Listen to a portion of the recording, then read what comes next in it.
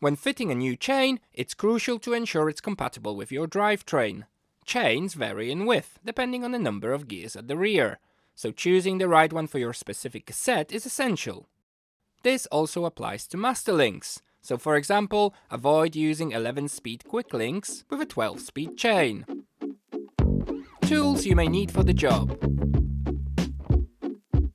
Chain rivet extractor. It is used to push out chain joining rivets, also known as pins. Master link pliers. These pliers are designed to open and close chain joining links. While not absolutely necessary, they make the job much easier. Chain hook. A simple tool that holds the chain in place, making it easy to rejoin. You can easily make one from an old spoke. Master link. This connects the two ends of the chain. If your chain breaks unexpectedly, you'll need one to reconnect it. Getting the correct chain length. Your new chain is likely to be too long for your bike, so you'll need to shorten it. To do this, compare it to your old chain. Lay both chains side by side on a flat surface, aligning the rollers at one end, and match their lengths until you reach the last pair of outer plates. If you're using a master link, you'll need to prepare the chain first. Use a chain tool to remove the two outer plates, leaving both ends of the chain with rollers.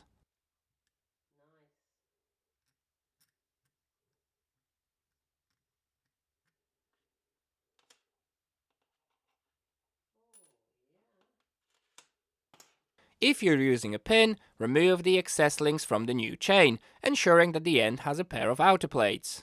This will allow to insert the pin and rejoin the chain securely. Checking if the chain is directional. Before threading your chain, check whether it's directional. The key difference between directional and non-directional chains lies in the design of their inner and outer plates.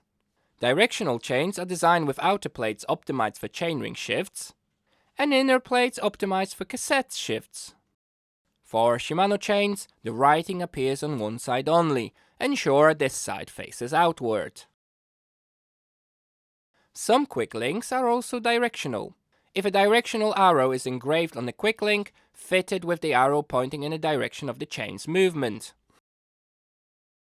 SRAM flat top chains are not directional, but must be fitted with the flat edge of the chain facing away from both the chainring and cassette.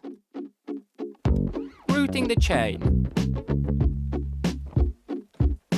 Move the gear shifters so that they put the derailleur on the smallest cogs front and rear. Feed the chain through the front mech. Pull the chain towards the back wheel. Rest the chain on the smallest cog and let the chain fall in front of the rear derailleur. Pull the bottom of the derailleur down and pull the chain around the top jockey wheel with the little bar underneath the chain. And let the chain go around the bottom jockey wheel. The ends of the chain should now meet. The chain is under tension, which can make it challenging to pull the ends together. Use a chain hook to hold both sides of the chain securely. If you're using a master link, attach each piece to the ends of the chain and join them together.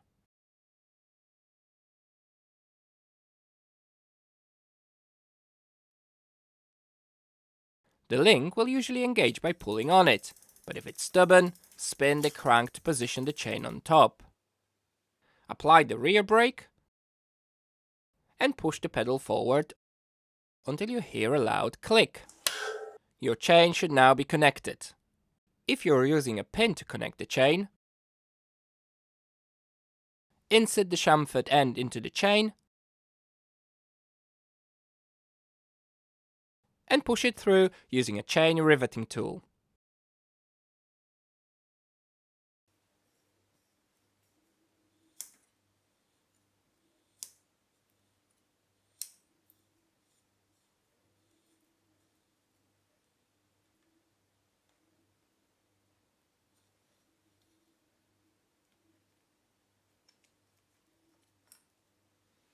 Once secured, snap off the excess pin with pliers.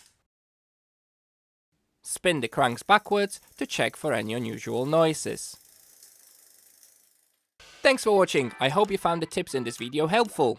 I'd love to hear how you got on with fitting a bike chain to your bike, so be sure to share your experience in the comments below. Your support for this channel is truly invaluable.